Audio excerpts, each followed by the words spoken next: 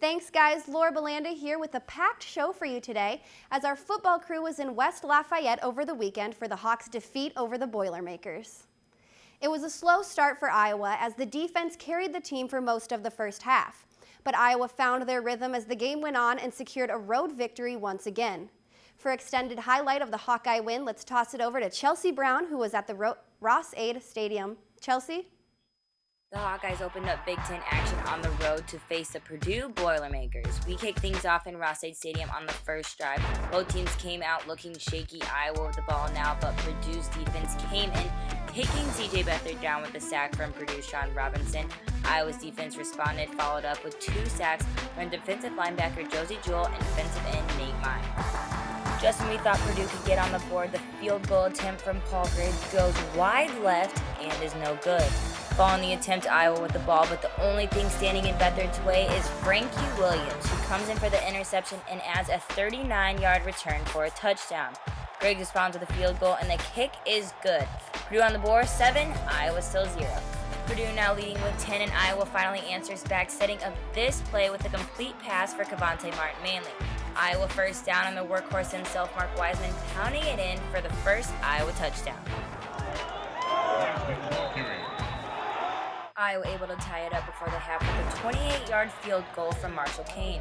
Purdue band celebrating alumni and homecoming court out on the field at half. We regroup at third quarter where it is a standstill, neither team putting any points up on the board until Beathard finds Martin Manley near the end zone, but the pass is ruled incomplete. Dribbling on the field is turned over and touchdown Iowa. Kane adding another one, and Iowa up for the first time 17-10.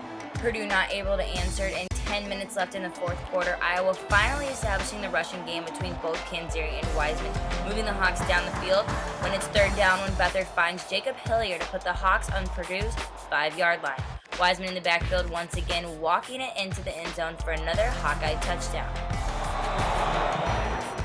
Purdue still trying to score the second half, but John Loudermilk snatches their hopes not once, but twice with an interception from both quarterbacks Danny Eddings and Austin Appleby. Boilermaker fans leaving, they know what's coming. A minute to go, and Iowa needing the ball. The Hawkeyes ran a season best of 88 plays, generating a total of 420 yards on offense, also making it the third game this season they have come back from a 10-point deficit to win. Final score, Iowa 24, Purdue 10.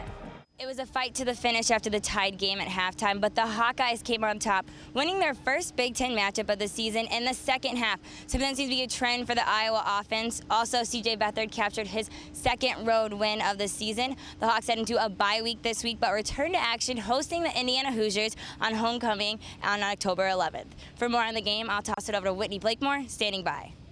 Thanks, Chelsea. As you could see, the Hawks really struggled in the beginning with quarterback C.J. Beathard looking a little uneasy for his first start of the season.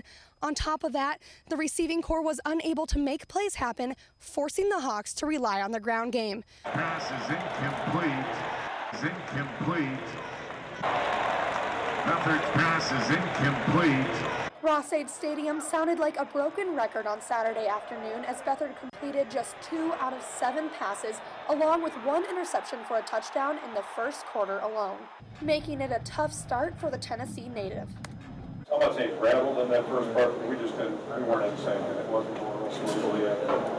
Anytime you throw an interception, I think the quarterback, so I got to think that rattles your confidence a little bit. While Beathard's confidence was lacking in the first quarter, his offense's production didn't help either, giving up 2 sacks and gaining 0 first downs.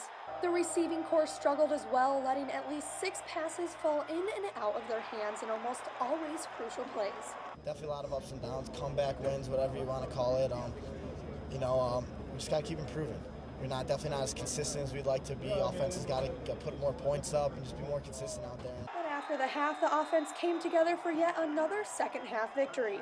Beathard went on to complete 17 out of 37 passes for 245 yards for his first full game of the season. Reporting from West Lafayette, Whitney Blakemore, Daily Iowan TV Sports. Cavante Martin-Manley was Iowa's leading receiver with 5 receptions for 74 yards and 1 touchdown. That'll do it for us here in the sports studio, but check us out tomorrow as our Monday Whip Around crew is back in action. Back to you at the studio.